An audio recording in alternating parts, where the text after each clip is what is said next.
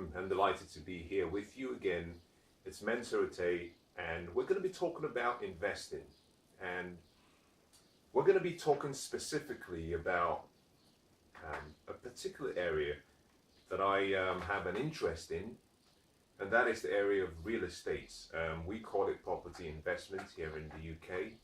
Depending on where you are in the world, you might refer to it as real estate. I personally, if you were to ask me, I prefer the name real estate, simply because you're dealing with something that is real.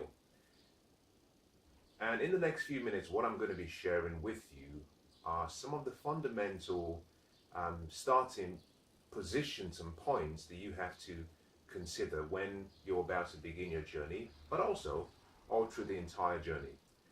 You see, investing in itself is an intellectual sport. It's not an emotional sport. And what that simply means is, in making decisions, you have to use financial wisdom. You cannot make financial decisions based on how you feel or based on your guts. Part of the reason for that is, in many cases, the so-called guts you have is not really trained. You haven't taken the time to develop what we call your higher faculties: imagination, intuition, perception, reason. So what you call your guts, or that feeling, is just, in many cases, a reaction based on information. Now, most of those reactions come from what we call your five senses: sight, sound, smell, touch, taste.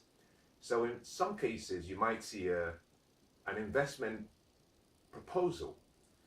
Now, you look based on what you see, and that creates an emotional feeling with you. Now, remember this, that thoughts create feelings, and the feelings you have inside you are expressed through the only method possible, and that is through your physical body. So in some cases, when you say, "I don't feel good," you're simply suggesting that a thought you have has created a vibration in you, and that vibration perhaps may or may not be consistent with your desires, or in some cases is being influenced by your senses and what you notice, what you hear. Now, you cannot make investment decisions using your natural senses. The best investment decisions are those made using wisdom. Now, if you want to make those decisions very well and in a very entrepreneurial way, then you can use part of what we call your higher faculties, like imagination, looking at things from a different perspective. But first things first, you must use wisdom. So what I want to talk to you about is some of the things that I've learned during my study of investing in property, but also during my time as an investor in property. Now, I want to start by saying this: not everyone has all the answers. I'm going to be sharing with you some of what I know. It may work for you, it may not work for you. What I'd like you to do is simply receive the information and see how we can help you achieve your dreams and goals. Now, one of the things I've found with most people is, when they hear something different, they ask themselves the question, is this consistent with what I know? See, that is the wrong question. The right question should be, will this information help me achieve my dreams and goals? That is what I want you to ask yourself as you listen. So grab a pen, grab a journal, because you're going to be taking some really important notes. Like I said, we're going to be talking about investing, and particularly investing in property, or what's called real estate. In some cases, the word property limits the investment to just being a building. But you have to see beyond the building, because in some cases, depending on where you are and the country you're watching from, what you might find is you might be investing in pure land. Now, if you're investing in land, a better term to use is real estate. If you're investing in simply a piece of space within maybe a commercial building or a residential building, then you might refer to it as just a property because you're not occupying the entire building. You do not own the entire building, and perhaps you don't even own the land.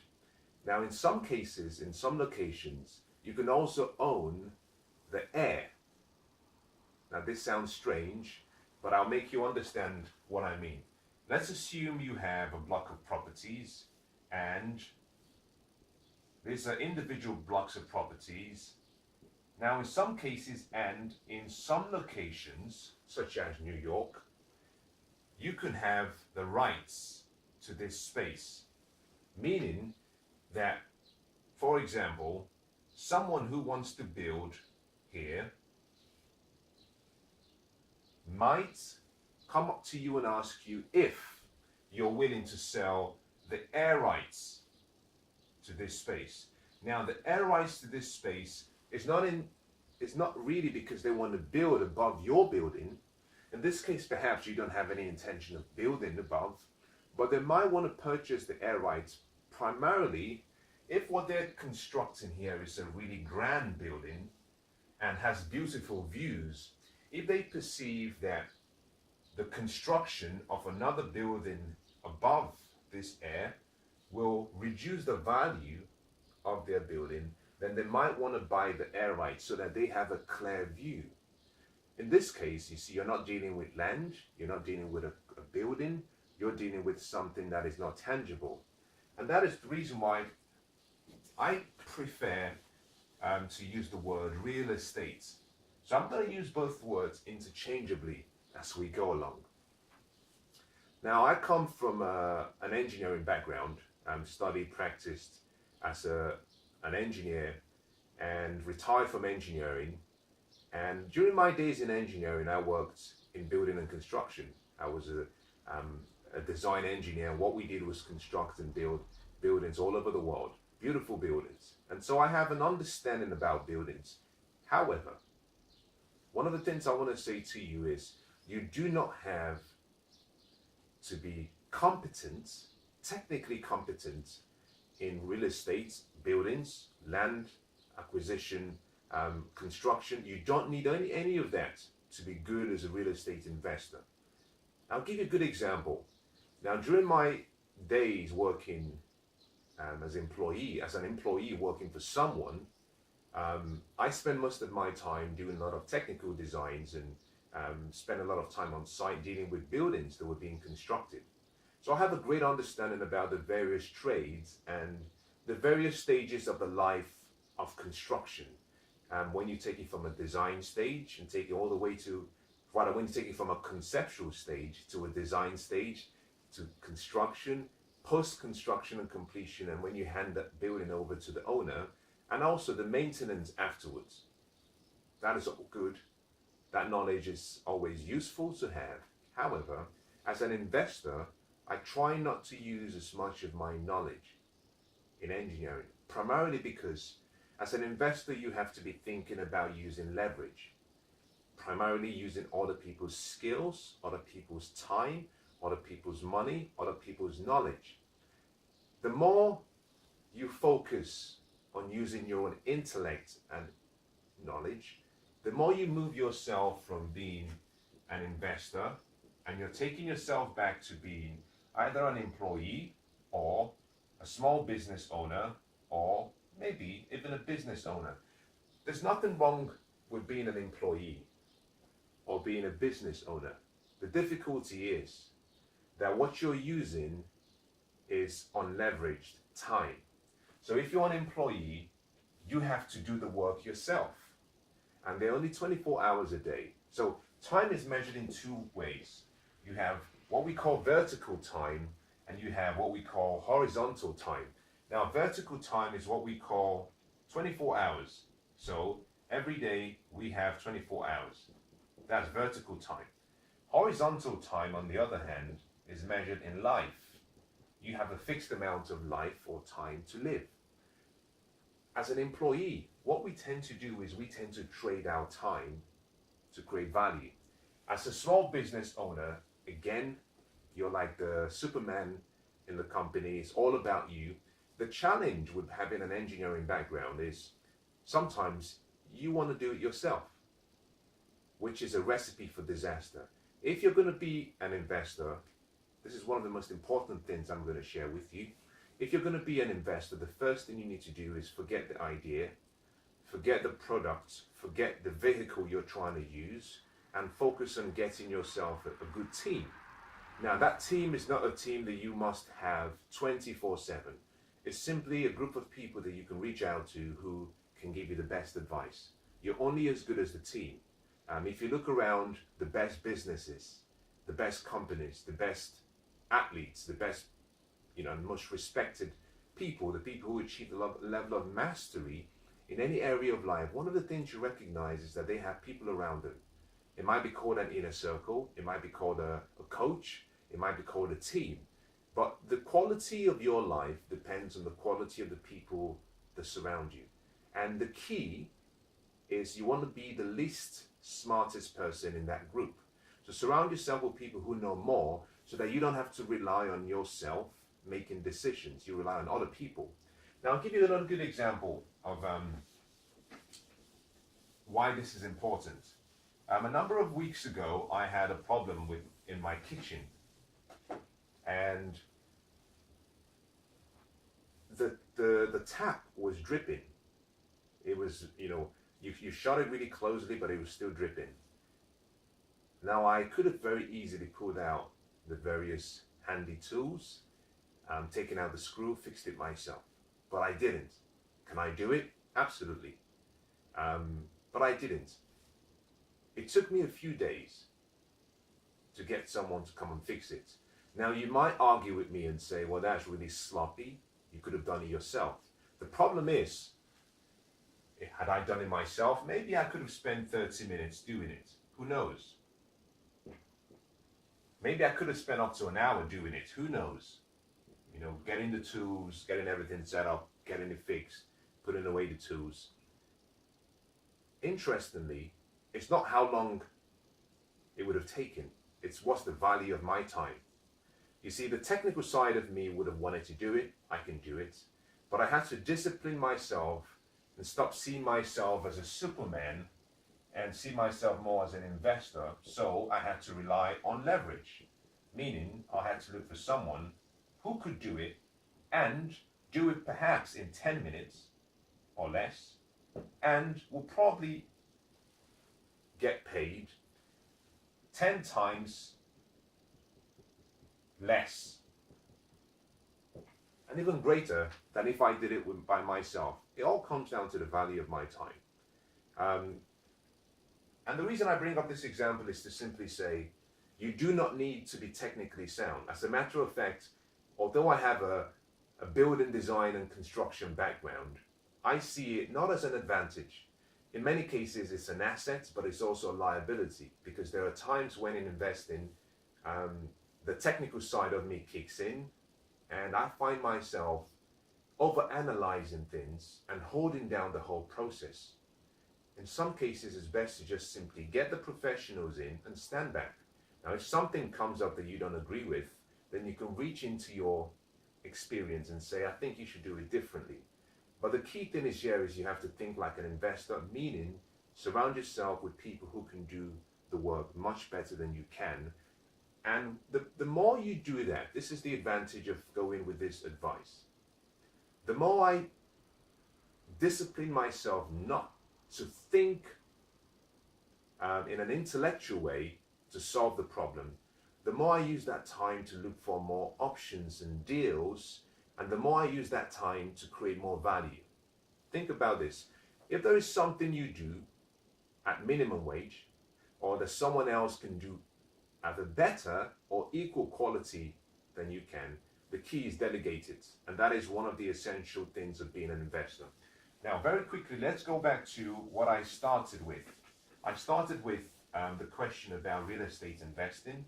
And I said one of the early things you must start off with is having a few guiding fundamentals.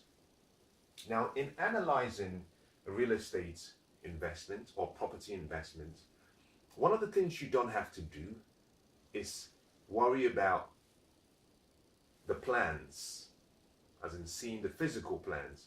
One of the things you don't have to worry about is talking about financing. That will come. The very early things you have to do is have what I call basic rules. Number one. Number two, you must have clarity on your purpose and vision. Number three is you must have almost an uncompromising standard.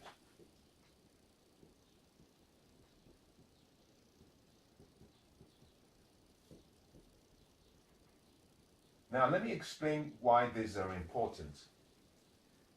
Many a times, you might have the resources, and most people simply get into investing emotionally. Like I said at the start, investing is an intellectual sport. The rules are important because you need to understand what you consider to be acceptable. There are times when, if you're doing a deal, you might say, is it a go or is it a no-go? How do you define which? Now, the people who succeed in real estate investing, the people who succeed in stock and paper investing, the people who succeed in commodities investing or business are those who have rules. Rules to say, well, before I go into an investment, there are about 10 or 15 questions I'm going to have to ask. I'm going to have to find answers to. If I'm satisfied that the responses I get are consistent with my purpose and vision and do not contradict my standards, then I'll proceed.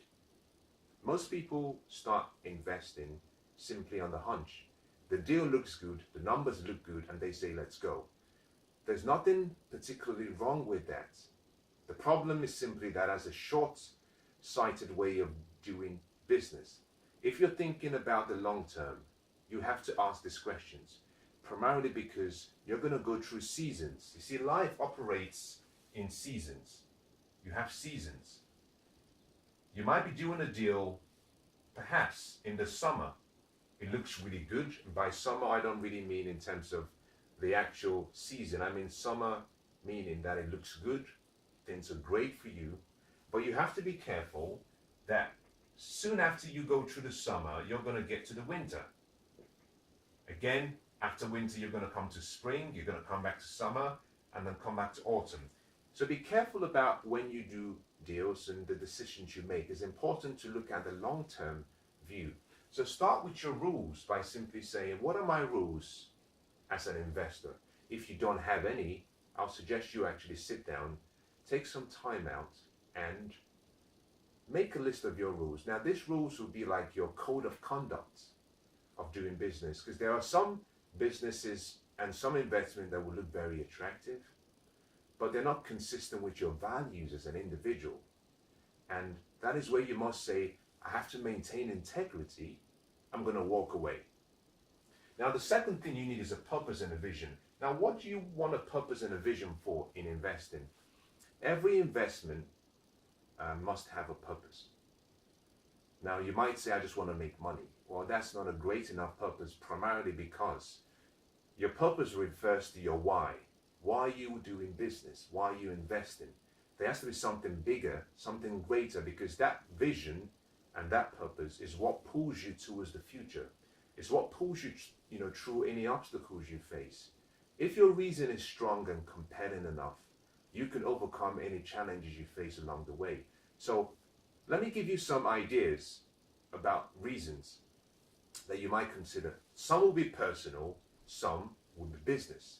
The personal reasons perhaps could be, maybe you want to leave a legacy in terms of a physical legacy for your family. Maybe you want to raise enough money so you can build a local church, build a local community center for your, maybe your state. Maybe it's related to some level of benevolence and you doing good for other people. But there has to be a reason. And it must go beyond yourself. It cannot just be about you and accumulating wealth. On the business side, on the other hand, it could be that you're investing particularly for a reason. Your case, if you're an employee, are you investing because you need some extra cash, some extra money to help you maintain your life? Are you investing because you're trying to build and save and keep money for the future? Are you investing because you want, to acquire some form of freedom in some way, time or money? But there has to be a reason. Everyone invests for a different reason. Some people know why, some people don't. Clarity on your reason helps you decide on whether an investment proposition or business idea is suitable for you. I'll give you another good example. Now let's imagine for 1 second that you already have financial freedom. You're financially free. You're happy, you're spending time with your loved ones, and that was maybe your reason for wanting to be free. If you find an investment deal that is great, but requires the investment of about 6-7 hours of your time at the beginning, but also over the next maybe 6-7 years, then that defeats the aim of you being financially free, because the reason you were originally financially free is so you can spend time with your loved ones, so you can be free. So investing in something that now requires that you invest or commit to working every day takes you away from your original goal. In that case, you might say that deal is beautiful, but it's not for me.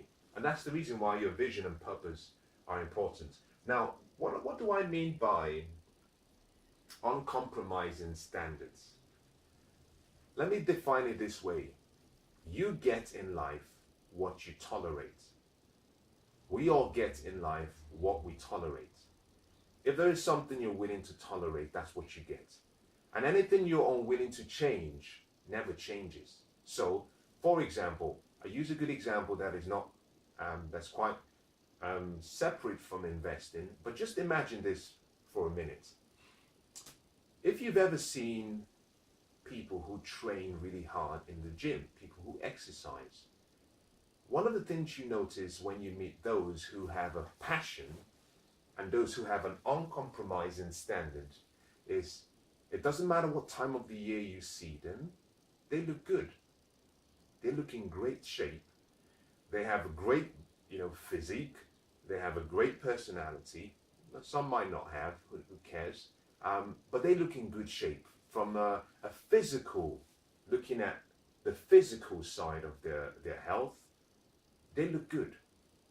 Why? Because they spend time trying to reconstruct and construct the perfect physical body.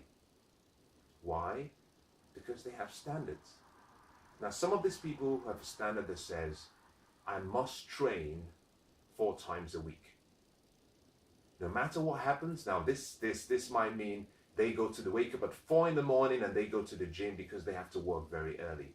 But come rain, come shine, whether it's pouring down, whether it's snowing, they have to exercise. They've set a standard that they say, I must have this. Now, until you get to a point where you decide the same in investing and in business, what you find is that you will always compromise. Let me make this more practical with investing. One of the keys to investing is the understanding that you never lose money whilst investing. Now that, in a way, we know in many cases is not feasible. But I like what Warren Buffett said. He said, the first rule of investing is don't lose money. And he said the second rule of investing is don't forget rule number 1. Now, obviously, there will be deals you do where it's not really successful. But the point of the matter is this. In walking into an investment, always have the mindset, I have to make a profit. And you make, in property investment and real estate investment, you make your profits at the point that you do the transaction, not later on. Make this more practical. Some people might see a property, it looks really good. Yes, it looks amazing, no doubt. It has potential, absolutely. And they make an offer, they purchase the property, not based on today, they purchase based on what it will be in the future. Now, I'm going to contradict myself here, but I hope you understand what I'm trying to say. I'm not suggesting that you shouldn't look at the future potential of an investment or a business, that's an absolute must.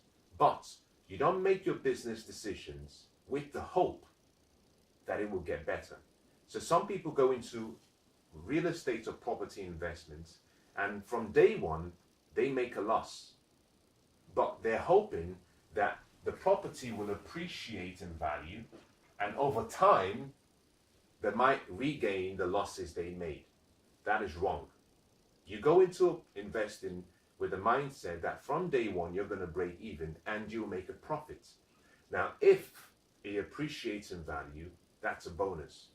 This is very important. So that is an example of saying, I have a standard I'm not going to compromise on. This is where you look at the numbers very carefully. And you say, day one, do I make a profit? Now, the reason why you're interested in that is because there's a difference between facts and opinions. A fact represents the current state of things, based on now, based on the truth, right now. So, for example, you invest in a commercial building. The commercial building is going to generate £40 per square feet. For example, your tenant is happy to pay £70 per square. Sorry, the mortgage is £40 per square feet, including all the maintenance, insurance. But you have a tenant willing to pay £70 per square feet. You're making £30 as profit per square feet. That's a fact. It's based on today. The opinion is, in 10 years' time, you will be making this will be worth no longer 40. The tenant will be willing to pay 120. Now, some people make a decision and they say, well, we can take a loss. It doesn't look, the numbers don't work today. We can take a loss for a whole year or 2 years, and by year number 4, number 5, as the market starts to pick up, we'll make back some profits and cover the losses we made. That is the wrong way to start. That means you're compromising. Your standard should always be, from day one, I make a profit. Now, I hope that's been useful. Now, this is some of the thoughts that you must have when you begin. Like I said, it's not always about jumping in. Sometimes you've got to stand back and ask yourself a few questions. And these questions help you think. Remember that. Thinking is simply a process of asking yourself questions. And the quality of your thoughts and the quality of the questions you ask yourself will really determine the quality of the results you get. So to begin your investment journey, remember that you do not need to be technically brilliant. All you have to do is have the right team, have a few principles and rules that you set up for yourself before you start, and whatever happens, remember that you're the one in charge and you get to make the decisions. I hope that's been useful. God bless.